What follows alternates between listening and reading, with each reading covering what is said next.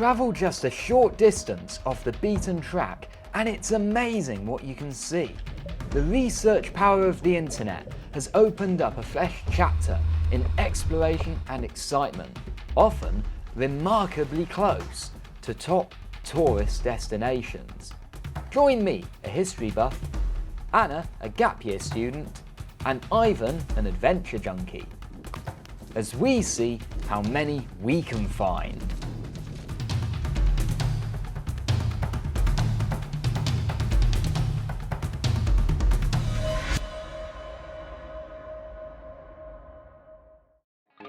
Are you missing out by visiting tourist hotspots? Can mass tourism and nature coexist? Or do we need to make our holidays more sustainable? We decided to go on a trip of our own to explore the effects of tourism firsthand. Soon we were on our way to Dugi Otok, often regarded as one of the most beautiful islands in Croatia.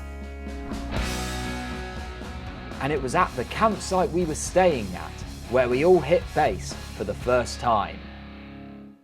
Well, indeed. Well, we're here in Dugi Otok. We've arrived. We have arrived, and well, what are we going to do? So I've heard there's a lot of tourism around here, and I kind of want to know what that's like and how that's impacting not just like the culture, but the environment here, and if there's kind of ways that we can avoid the traditional tourism. We wouldn't have to go far. A 5-minute walk from our campsite was one of the island's best-known tourist destinations. We're here at Sakuran Beach, famed to be one of the most beautiful beaches in the world. But due to an influx of tourism, it's negated some of its natural beauty. You see these people, they are coming from the boats, they come in the sea, and a lot of people are coming with the bus. It looks like India. And a lot of people are coming with the cars. They are sleeping somewhere in the woods, in the cars, and somewhere, and everybody comes here.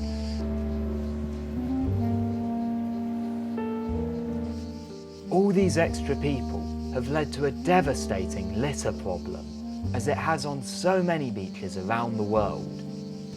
A poignant work of art reflecting this lies just offshore.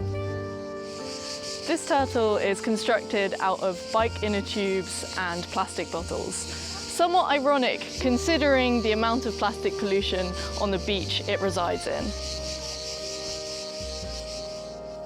But things weren't always like this. In fact, tourism here only started booming after the government altered the beach's landscape. It all starts in 2006. Government decide to make, you see this is before it was the wall of the stones higher and further in the sea. And they buried behind the small lake with this. And now beach is coming inside a little bit. And it's likely that in future, the white stones will be replaced with imported sand and the natural processes of the beach will be eradicated. So Sakuran, though pretty, is fast becoming a man-made landscape. But a short walk away, the story is very different. If you're willing to walk just 500 metres, you can find secluded bays like the one behind me, where there are next to no tourists. Here, you can enjoy the clear waters without anyone else to bother you. It's a testament to the things you can find when you're bold enough to search for them.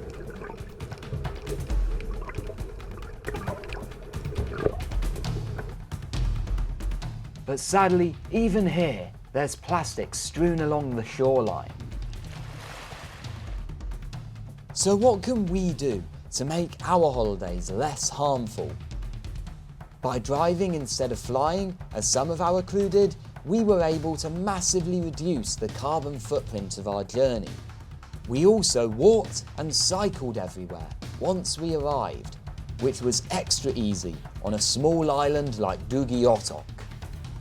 But perhaps the easiest thing we did was to just be respectful and to leave the beach as we found it, clean and natural.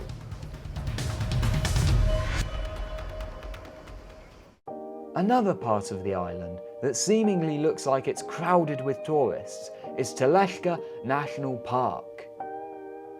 But once again, the tourism is limited to a very specific area. Explore outside the box and you'll realise there's much more to be found. There's a salt lake just behind me where the ocean has got trapped, and I'm sitting on these rugged rocks with these beautiful balanced structures. If you were to go back where we were maybe 15 minutes ago, you would find a crowded beach bordering the salt lake. Here it's basically deserted. You get not only the ocean, not only the salt lake, but this beautiful forest of rock sculptures. Even on the busiest beaches, Tranquility is never far away.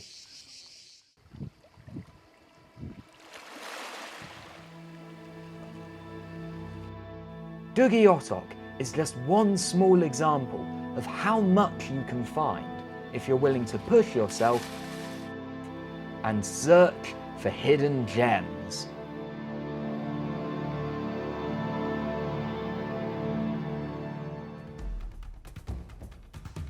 Next time, we enter the world of hidden history to see just how much can be found by looking beneath the surface.